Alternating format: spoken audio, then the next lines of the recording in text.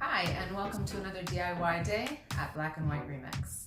We just returned from a long day of picking up pieces, one in particular that I cannot wait to get my hands on. It is an old 60s, 70s dining room hutch that actually separates into two pieces.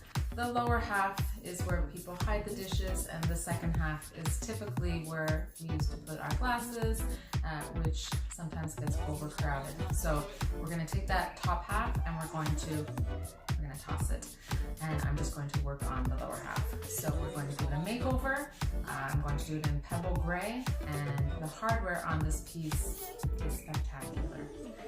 Inside, I'm going to funk it up with a little bit of gold, and I think it's going to turn out really great. So let's get down to business. Please subscribe to our channel and like this video.